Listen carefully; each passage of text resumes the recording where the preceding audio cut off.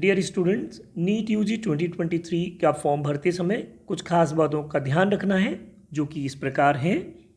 Number 1 कि इसका form भरते समय जो भी आप इन्फॉर्मेशन दे रहे हैं वो बिल्कुल आपके दिमाग में क्लियर होना चाहिए, जिससे कि आपका फॉर्म एक बार में ही सही भर जाए, क्योंकि इसमें दी गई इन्फॉर्मेशन में बाद में किसी भी तरह का चेंज करने की परमिशन नहीं है। तो पहली बार में ही सही इन्फॉर्मेशन दीजिए और पूरी दीजिए।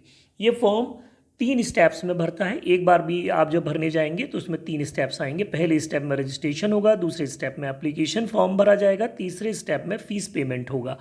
पहले स्टेप में आपका एप्लीकेशन नंबर और पासवर्ड बनेगा, उसको अपने पास रखिएगा। उसका यूज़ करते हुए ही एप्लीकेशन फॉर्म और फीस भरी जाएगी।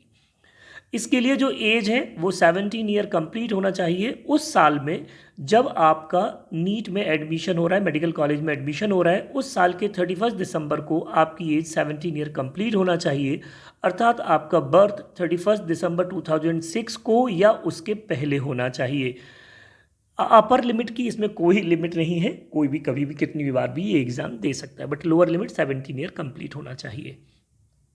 जाति को लेकर जो भ्रम रहते हैं उनमें समझ लें, ओबीसी के लिए खास तौर से, यदि आपकी जाति उपजाति जो कि राज्य की सूची में है लेकिन अगर वो राष्ट्रीय सूची में नेशनल लिस्ट में नहीं है तो आपको इसका फ़ायदा इसमें नहीं मिलेगा और आपको सामान्य की तरह, जनरल की तरह ही फॉर्म भरना होगा। इस बात का विशेष रूप से ध्यान रखें। यदि आप किसी भी कैटेगरी में आते हैं, चाहे वो EWS हो या SC ST हो या OBC हो, तो आपका वो सर्टिफिकेट, वो प्रमाण पत्र 1 अप्रैल 2022, 1 अप्रैल 2022 को या उसके बाद बना हुआ होना चाहिए। आपने उससे पहले कभी भी बनवाया होगा वो वैलिड नहीं होगा, इस बात का ध्यान रखें। फिर आपको ये फिर से बनवाना पड़ेगा और मैं जानता हूँ इसके लिए 45 डेज़ का टाइम लगता है। तो इसका एक समाधान ये भी है कि इसमें अपेंडिक्स दिए हुए हैं, कुछ पीछे की तरफ घोषणा पत्र दिए हुए हैं। आप उन घोषणा पत्र को भरकर इसमें लगा दें और उसमें आपको ये मेंशन करना पड़ेगा कि काउंसलिंग के टाइम पर आप अपना जाति प्रमाण पत्र प्रस्तुत करेंगे, अन्यथा आपकी पात्रता निरस्त कर दी जाएगी। तो चिंता ना करें, आप ऐसा कर सकते हैं। योग्यता के लिए ये ध्यान रहे कि जो भी बच्चे क्लास 12th में हैं, जिन्होंने एग्ज़ाम दिया है या दे रहे हैं 12th क्लास का 2023 में, उनको हमेशा सिर्फ कोड 1 ही फिल करना है, कोई दूसरा कोड उनके लिए नहीं है। बट जो बच्चे 12th दे चुके हैं, यानी वो ड्रॉपर बैचेज में हैं, यानी वो इन्होंने 1 साल का ड्रॉप लिया है, वो ध्यान रहे उनको कोड 2, 3, 4 उनके लिए होते हैं। दैट डिपेंड्स ऑन कि उन्होंने, उनका जो बोर्ड था वो उसमें हायर सेकेंडरी स्कूल एग्ज़ाम था या इंटरमीडिएट एग्ज़ाम था या प्री मेडिकल बोर्ड एग्ज़ाम था।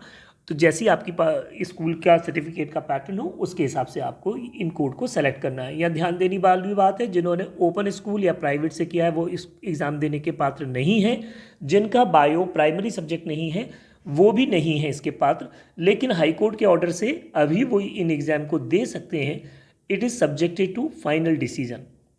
अगर वो उनके फेवर में आता है तो उनकी पात्रता बनी रहेगी।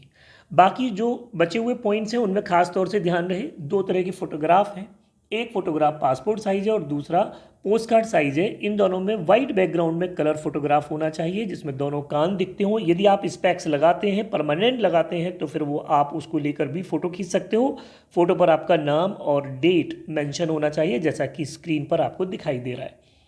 सबसे इंपॉर्टेंट चीज़, फिंगरप्रिंट को लेकर कई बार बच्चे गलतियां कराते हैं। ये ध्यान रहे, दोनों हाथों की 10 उंगलियों को एक साथ फिंगरप्रिंट देना है, जैसा स्क्रीन पर दिख रहा है वैसे ही।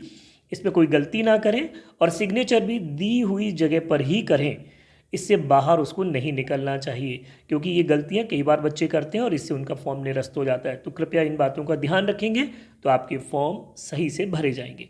और लास्ट में ये NTA के कुछ नंबर्स हैं जो आपके काम आएंगे। So take care of that. Thank you.